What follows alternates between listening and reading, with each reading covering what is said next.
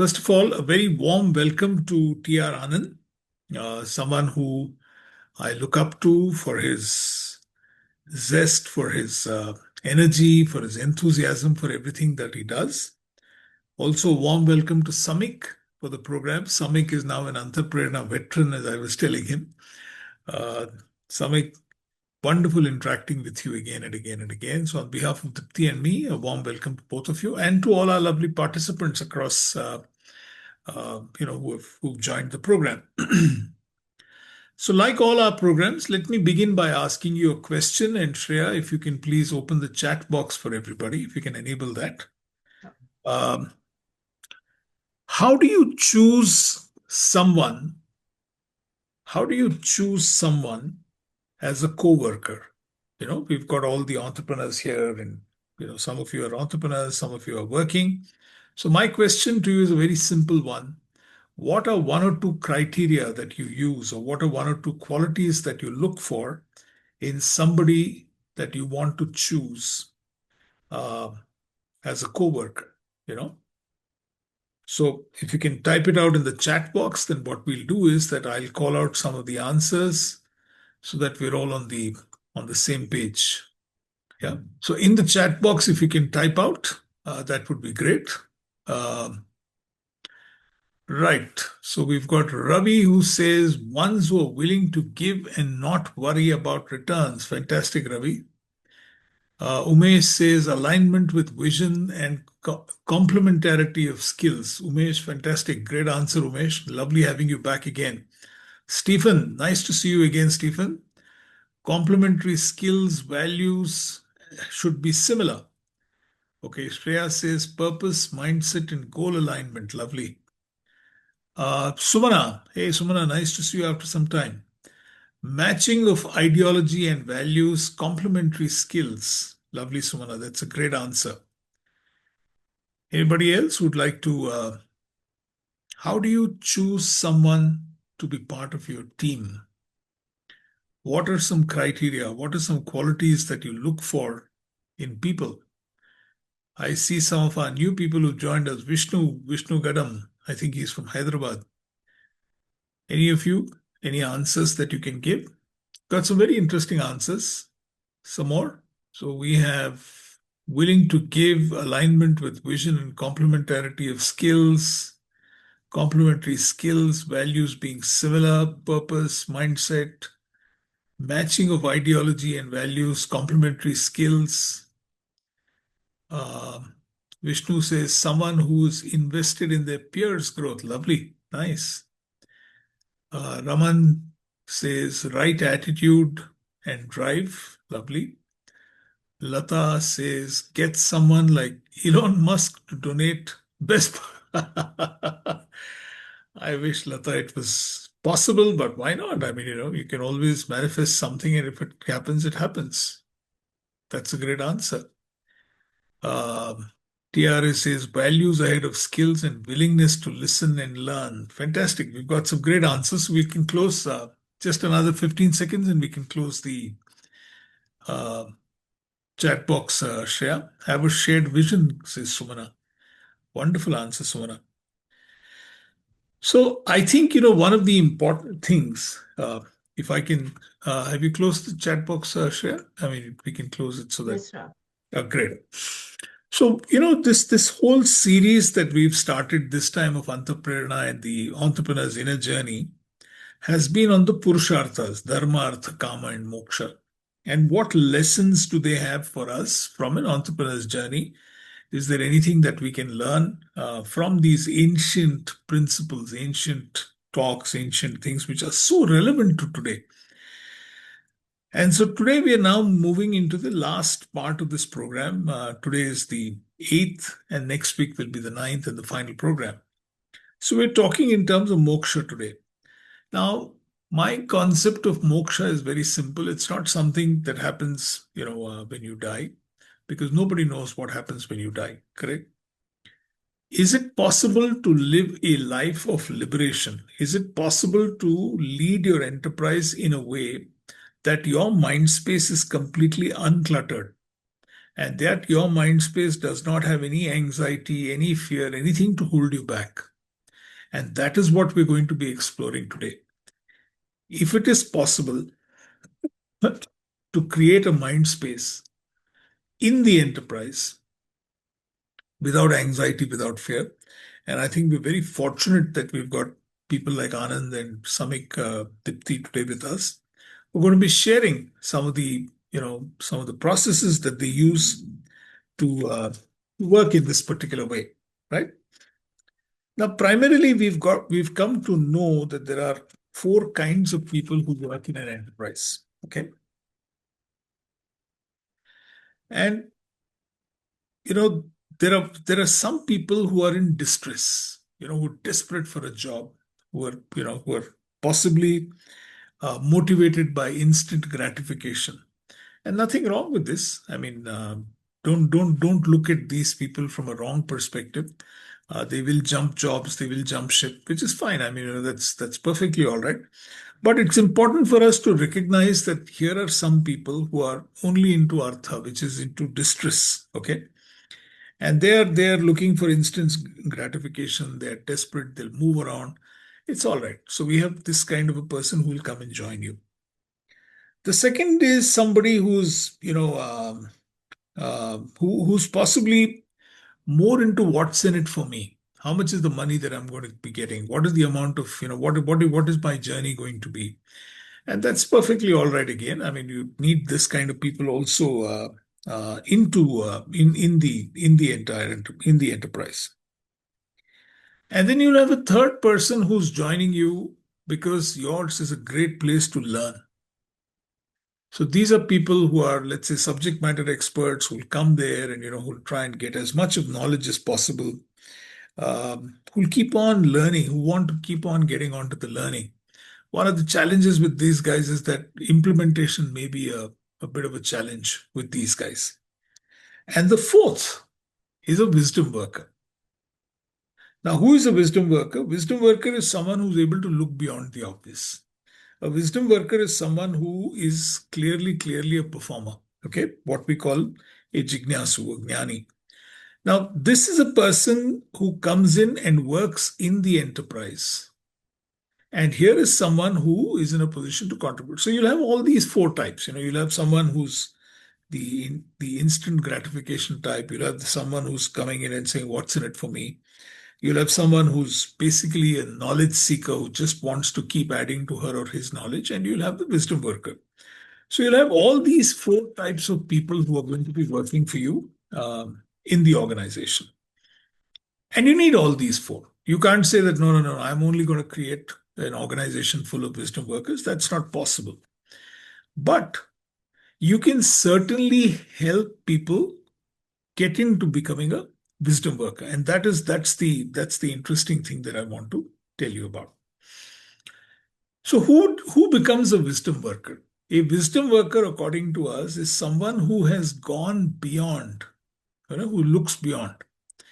So if you see, there are four questions or five questions that every one of us has gone through in life, and all enterprise, all work is based on them.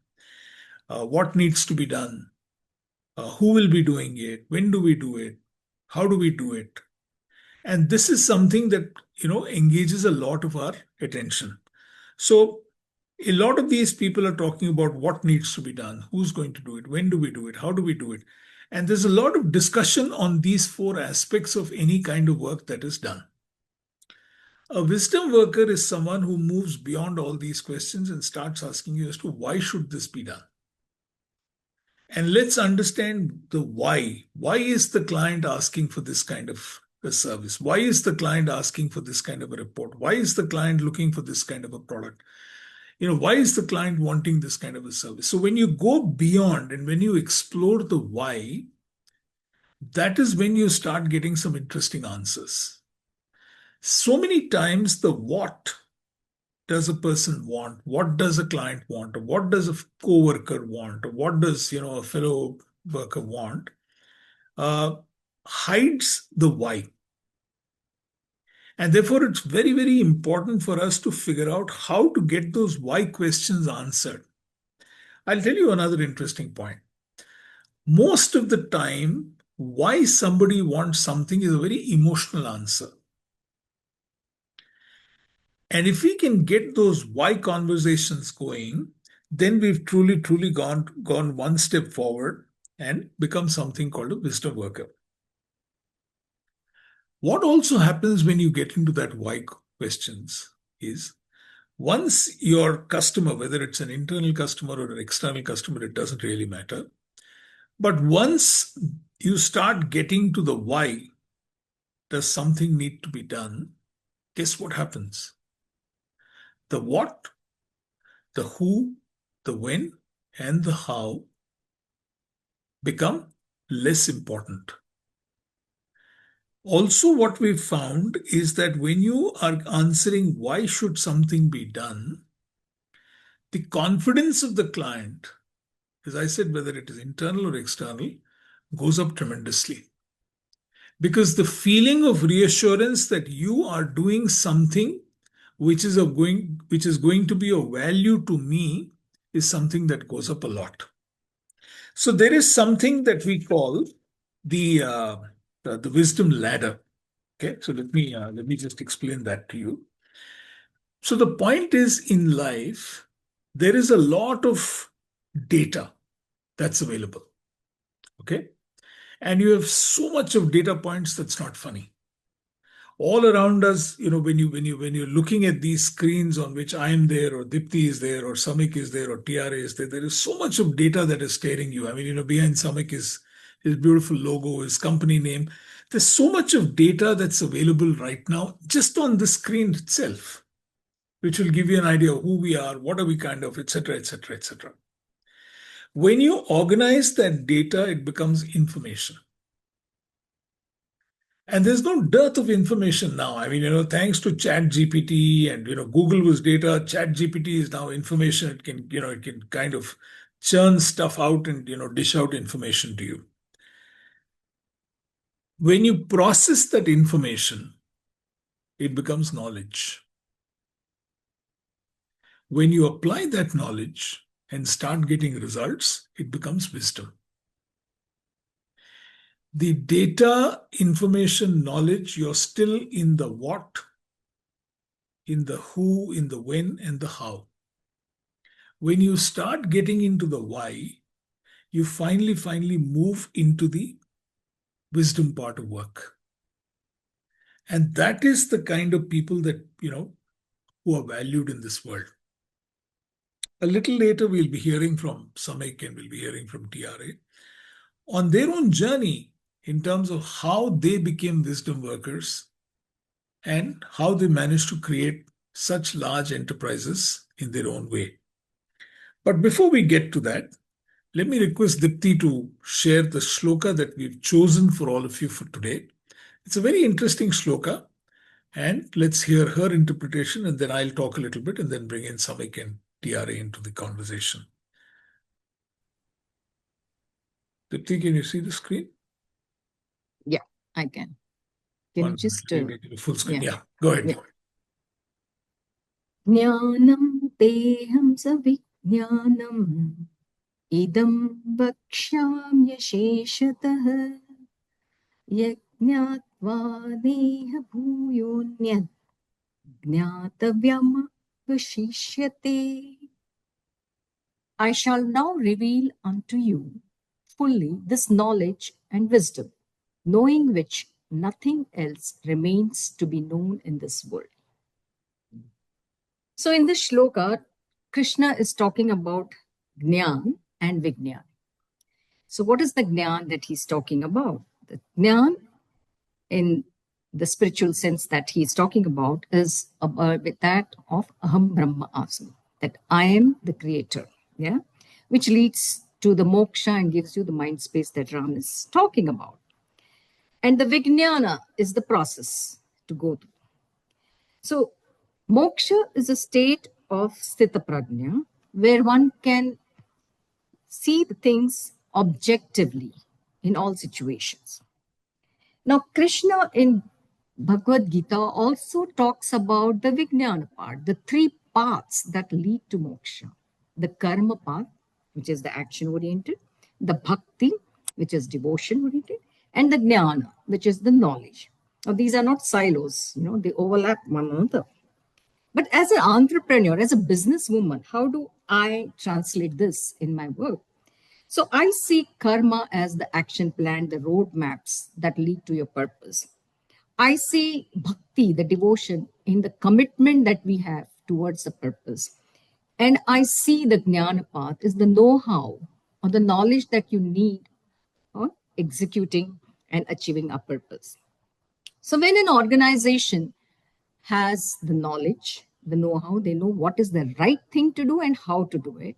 And when it is gets executed with consistency and commitment, then it yields results. And these organizations then create wealth not only for their employees but also for the society at large. Now, in my business, I'm in the service sector, and I'm sure people who are in the service sector will agree with me. And I say that achieving, we fix targets, in measurable terms, but achieving the target is a constant effort. Yeah. And there are no instant results. It's not a 2-minute noodle that we experience there. Fruits, especially in my business, and I have seen in the last 22 years, the fruits of our actions take a very long time, months, sometimes go even beyond a year. So for us, it is what Krishna says, chapter 2, and I'm sure it is for everybody. Karmanyevadhikaraste ma phaleshu pada. For us, constant and consistent working, taking action steps is very, very important. So if I look at moksha from a business perspective, what is moksha? I believe that moksha comes when there is some amount of stability and you reach that state of calmness where you can, take your ups and downs in your strides. I do remember when we started the business way back 22 years back, when we were just new infantry, we didn't have a team to work on. So everything was done by just Ram and me. We were the two forces. And even a small client, if it goes, we lose a client or something, then we used to get very anxious about it. But having worked over for the last 22 years, we have now reached a stage that we know that, okay, fine, we need to wait, we need to nurture this guy, we need to build a relationship. So this, for a startup to be in that state of anxiousness is very natural. But yes, experience teaches you. And that is what Krishna is saying, that moksha you reach. But and what is the process? It is through the process of learning through action, learning through commitment, learning through knowledge. That is how you go and achieve that stability and calmness and that mind space. Over to you, Ram. Thank you so much, Dipti. That was lovely. So, what is this knowledge and wisdom that we are talking about? This Jnana and Vijnana that he's referring to. So, what I've seen in my life is that there are three types of people who are working in an enterprise. Some of us are caught up in the trap of the here and the now. Okay, which means we are so obsessed with what is going on in our lives at this point of time that we fail to see the larger picture. Some of us are so engrossed in a distant future that we're only talking about, what will happen 2 years from now, 3 years from now, 4 years from 5 years from now, that we actually tend to forget that there is a here and the now. Some of us are trapped in the past. What we did 5 years ago, what we did 10 years ago, what we did 20 years ago, and we're not focusing on the here and the now. We're just focusing on the past glory, that one time we were like this, one time we were like this, one time I was like this, one time I was like that. Now, all these three are traps.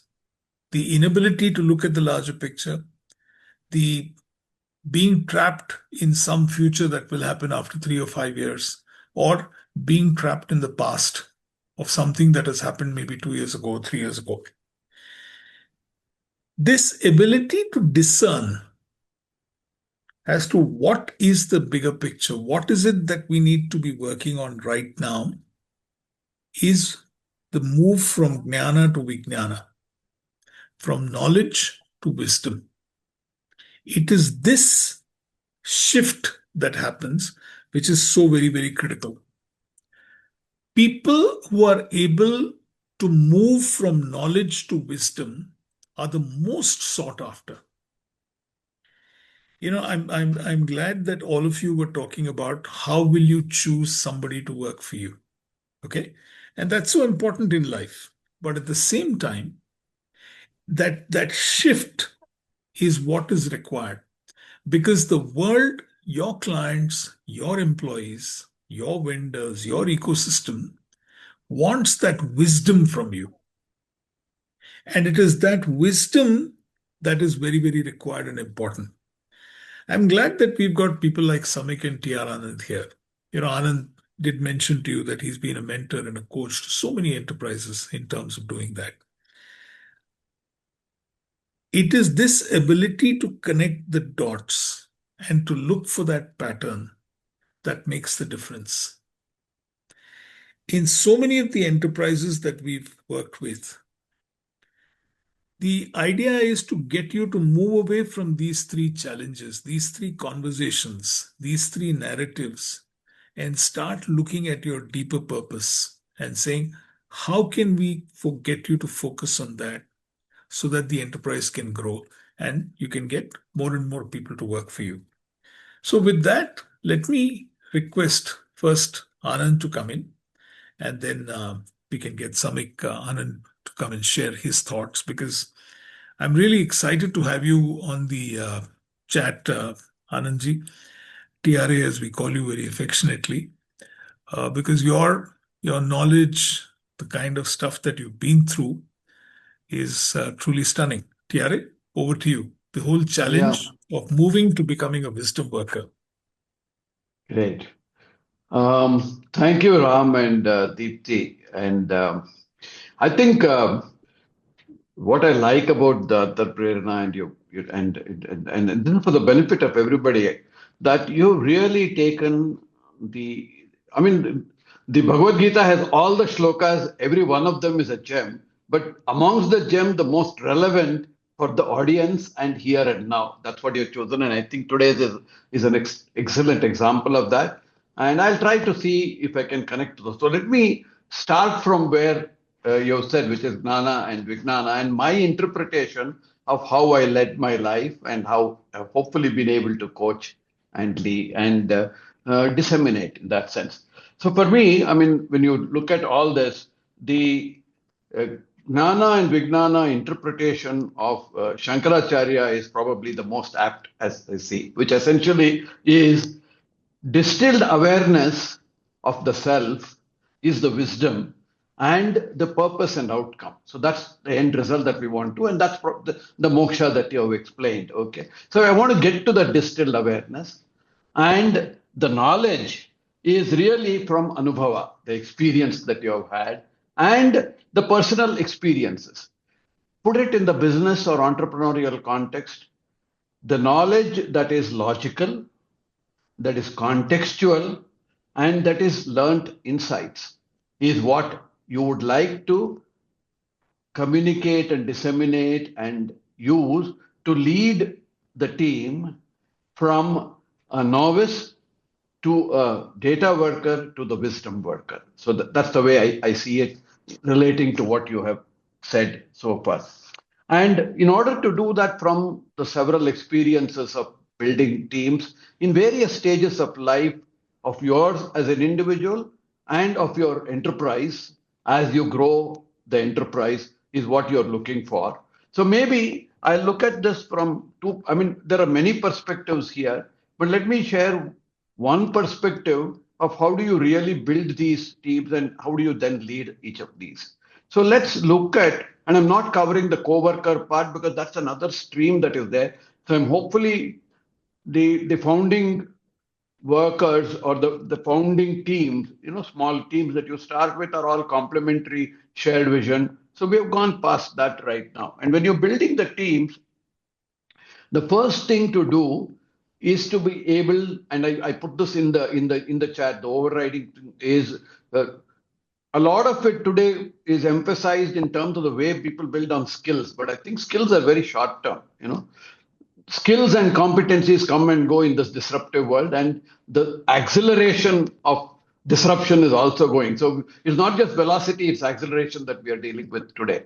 So in that sense, when you build teams, and this was the same thing that was happening, except that the disruptions were slow 30 years ago or 40 years ago when I started my career. So I think one of the things that I want to do is how do you recognize the types of people and really build the wisdom worker, because the inputs that you provide to those teams are going to be different based upon the recognition. And as Ram said, there are different types of people. So maybe if I, in no particular order, I will try. Today, in today's world, I think the most common type that you see is I want to be a leader. Quick and fast is probably the most that I see today in that sense in terms of a team. Yes, that is one of the things that we have. But we also have a lot of quiet, introverted geniuses in that sense. So that's the second type that you will probably see.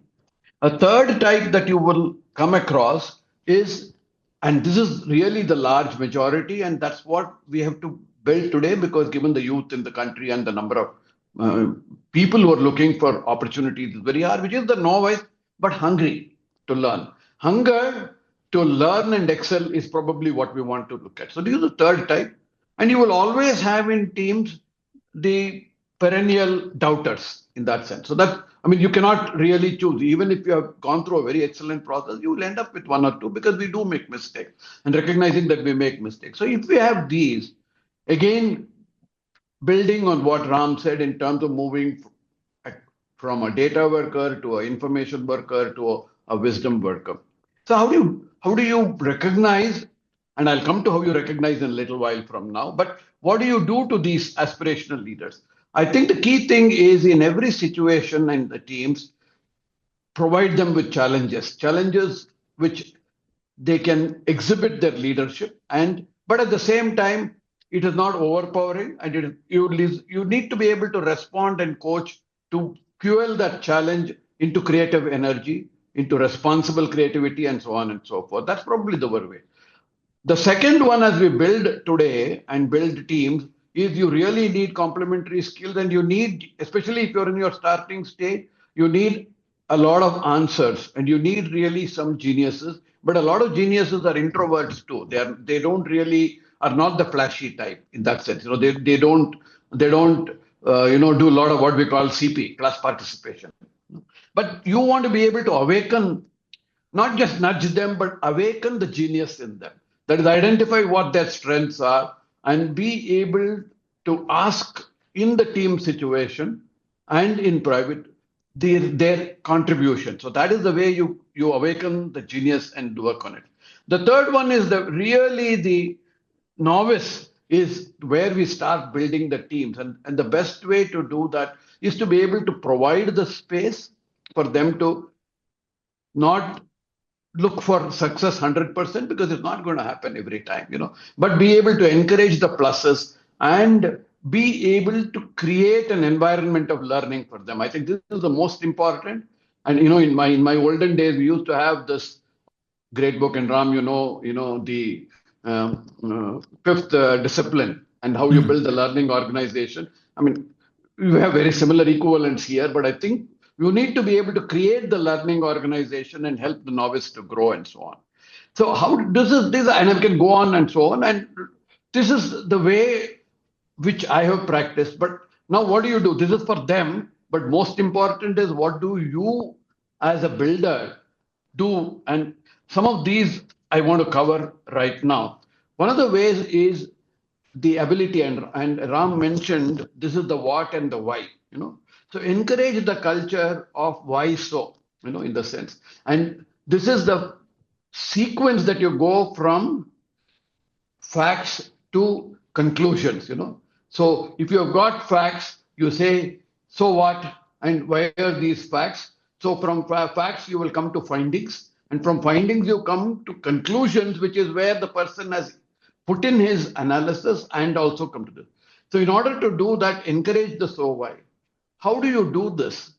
One of the key things as a leader is to be able to listen and do active listening, in the sense, not just hear, because if you are hearing, you've already made up on how your response is going to be. And frequently people get into that trap. So you want to be able to do active listening and ask the question, read between the lines. If you're able to read between the lines, you're able to really understand. And this applies even to customers. And I'll come to customers in a little while. You mentioned, but in your teams, you need to be read between the lines and then identify across these three types what will motivate and what will move the person from being a data worker to a wisdom worker in that sense. So that's one part of it.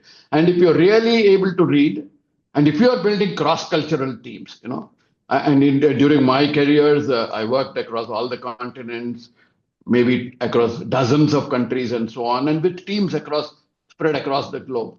Cultures are different, and you need to recognize that what works for you in India will not work with your team member in the US, or for that matter in Japan or in Europe. So, and therefore you must be able to tune the team understanding to the culture that we have. So I think that's another part that I thought I will explain here. This is as far as the different types of people are concerned. The How do you do this is, and I'll give you a small example at the end of how do you do this? What you do is, apart from your normal work, start to create some pegs on which you can hang these. That's very important so that people will be able to do this. So when I was very small, when my team was very small, we started with a slogan which I still remember. This is 2004 or 5, I think. I don't forget now. We called it accelerate. Accelerate is how do you excel and how do you accelerate? I think it's absolutely relevant today. So we say that, look, whatever you do, we have our vision, but we also need to be first to market, because you may be a great innovator, but your product market that you're building or your service that you're building, if you're late in the market today, there's no point, in that sense. You need to be able to do. So accelerate is one area to do. The second one which we did, and you talked about in the beginning, just before this call, where we have open house, etc. We used to call it open minds. So have an open minds session. And in the open minds, whoever comes up with examples, and you ask people to speak, when they come up with instances or gems of being a knowledge worker with their suggestions, then highlight that. And that is the way to be able to, one, appreciate, reward in public. And second is, that is the way to collect these gems and be able to grow the person to move to the wisdom worker. So this is another area in which we can do. So we need to have these avenues to do that. Maybe I'll come back in a little later, stop here, and then come to some of the mentors and some of the, what I would call, outstanding companies that I have seen. I have observed and I have mentored, and I'll give you some examples from that. So let me stop here. Fantastic. Fantastic. Thank you so much, Tiare. Beautiful. Love to bring in Samik now. Samik, your take. Right. You're So, building no, a great thank you. organization, so maybe you can tell us a little about Neutrinos too. Yeah, right. So, Neutrinos is an AI native intelligent automation platform. We focus only in insurance across the globe. I think all I have to share is some of the experiences and journeys, that perhaps resonate to, what today's topic is. And perhaps it may sound quite, resonating to other startups, but how we sort of grown from a almost zero, right? And I'll give you a quick background. Myself with two of my co-founders, when we started back in 2016, we did not have any entrepreneurial background other than some social entrepreneurial work that I did with Madan. But at the early 40s, we decided to hang our boot in employment and start this journey of Neutrinos. When we began, there was no VC money, there were no runway, no brand, just three, four people, a boarded meeting room, and an old whiteboard that barely sort of erased. But what we looked at is this constraints really became our advantages and the wisdom in the coming or in the next phase of our journeys, right?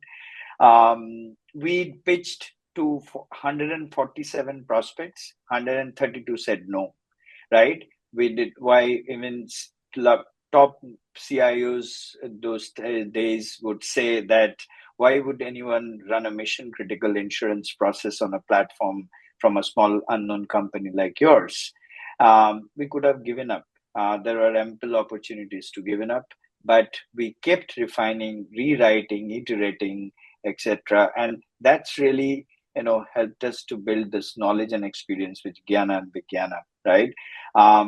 So today, and the other interesting thing is, each and every time that we, went to this customers, we realize, from the customer's eyes, that they think of us much ahead of what we are, right?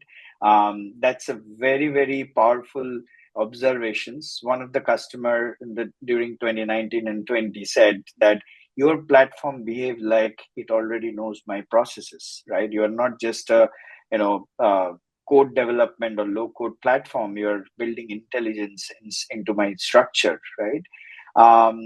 So that sort of helped us to really reshape our organization, our products, and all of it, right? Today, including adoption of agentic AI, much ahead of the game, beyond just the current buzzword, right?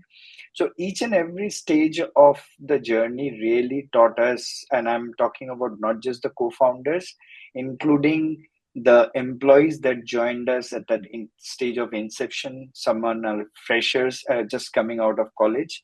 Today, some of them, I mean, at least 40% of those folks are still with us, right? Because of that, the wisdom, right? And the DNA that we collectively build in this organization, right?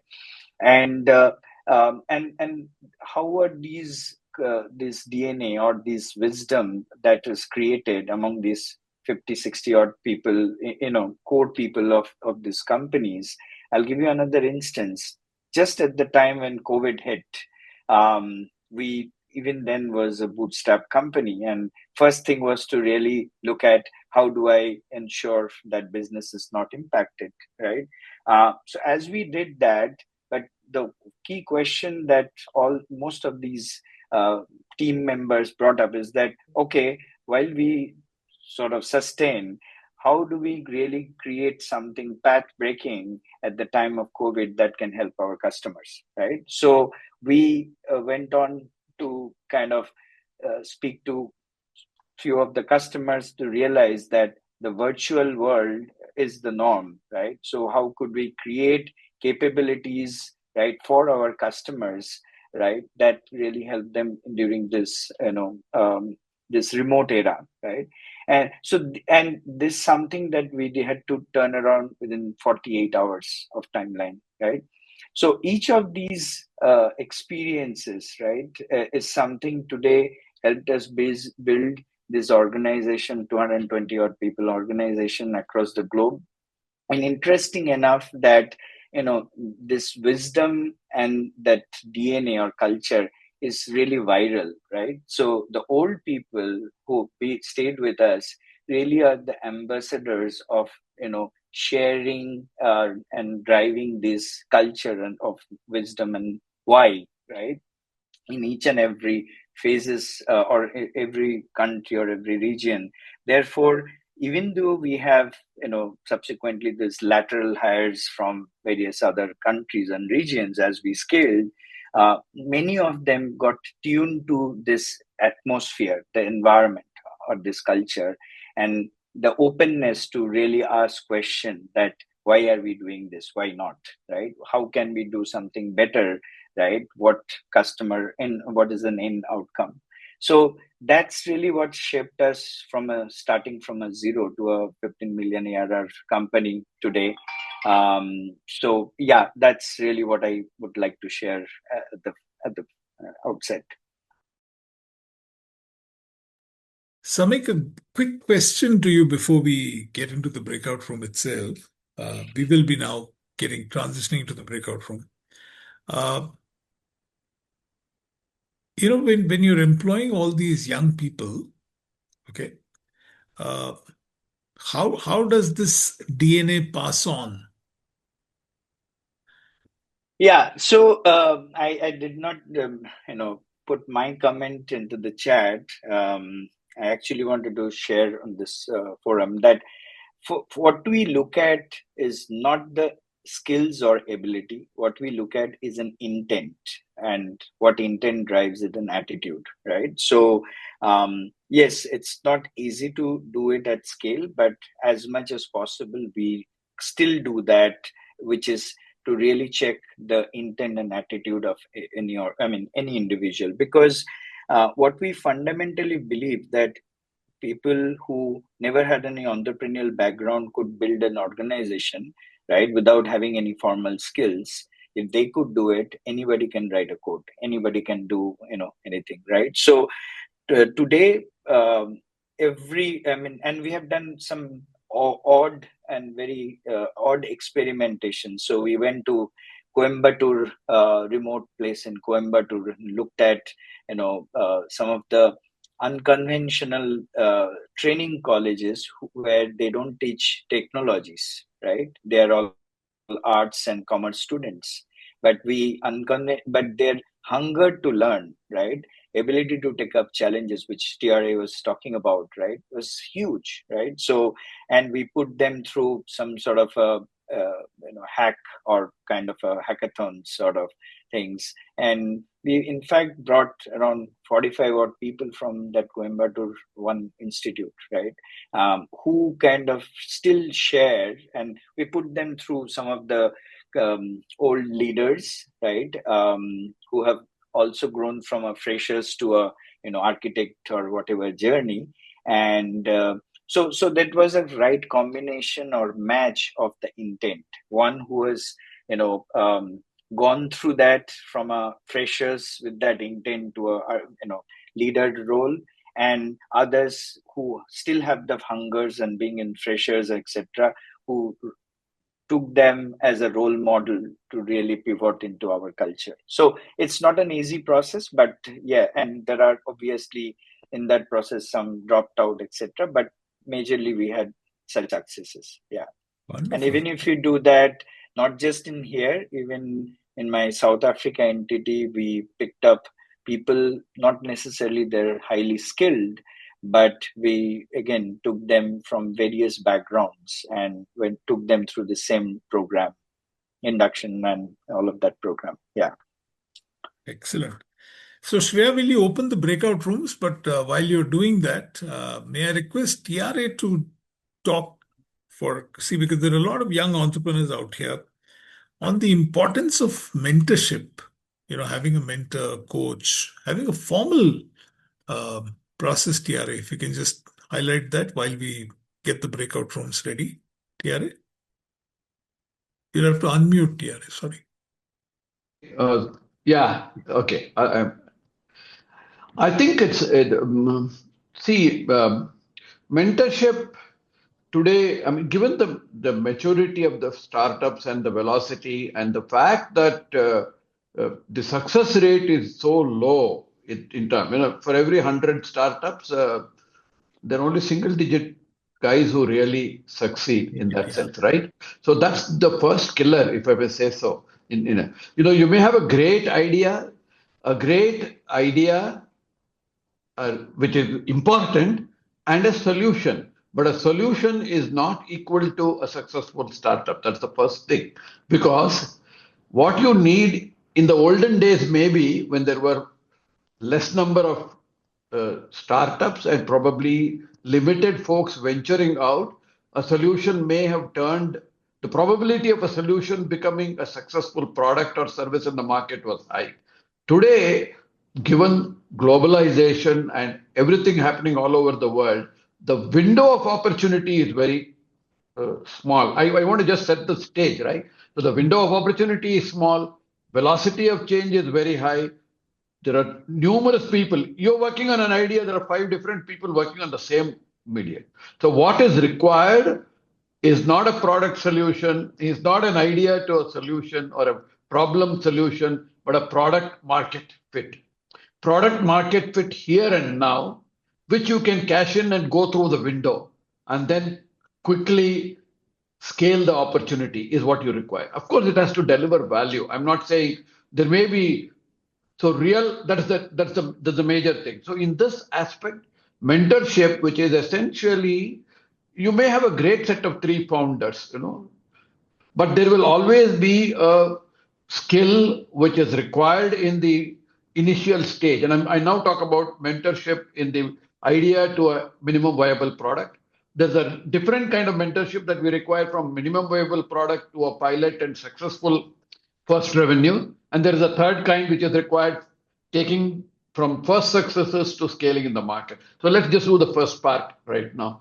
In the first part, given the skills that you have, you may have great complementary skills. You've got the technology covered, you've got the people hiring covered.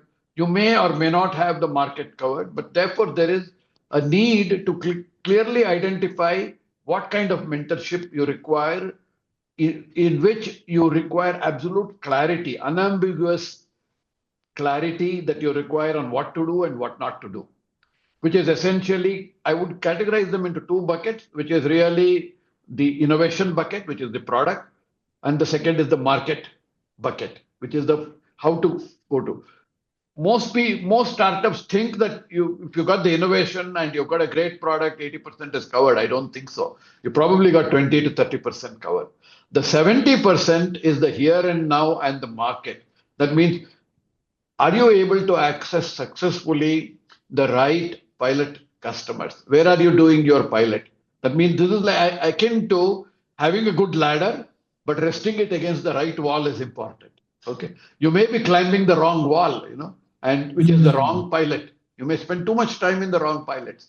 So getting you to the right pilot and identifying the right prospective customer who's serious about it, who is co-invested in it, in what you're developing, and therefore is interested in your success is very important when you do your pilot or pilots, etc. This is from the business. And second is to be able to constantly evaluate the environment and see what is happening in terms of a pivot. And I'll give you a small example here. This is, I think, 2014, 15 or so. Credit cards were in vogue. There was still no UPI and digital payment. Okay, there was Aadhaar, but it was not there. So I had this, and I'm an investor also in this, and a failed investor in that. We had this company which developed a product which is the equivalent of a mother of all credit cards. You have a number of credit cards. They actually built a chip which would store all the credit cards using near-field communication. You can choose the card and then choose to pay. So you didn't have to have a variety of credit cards. You didn't have to have a variety of what you would call as the airline cards and the gift cards and whatever it is. All of them stored into a single credit card look chip-enabled stuff. Great idea, And we said we will build it, and I think it was validated and everything. But and we went about building that, etc. And what happened then was the digital UPI revolution happened. Okay, and therefore when UPI came in, India never took off the credit card market. I think we've totally bypassed the credit card revolution and moved from no credit card cash to digital payments, right? So the Nariyal Wala never went through a credit card scenario. The vegetable vendor never went through. The small kirana never went through that. It was mostly cash. So what happened was, though this was a great idea, it failed because they didn't recognize the changes that were happening in the outside world and didn't pivot quickly enough. So we went through, the entire grind of PCB, incorporating, building the smart card and all that kind of stuff. So being aware and having a very good awareness of what is likely to happen is very important, and quickly pivot today. So the pivoting is very important. Absolutely. I think I just want to stop here and say you need business mentors and you need technology mentors.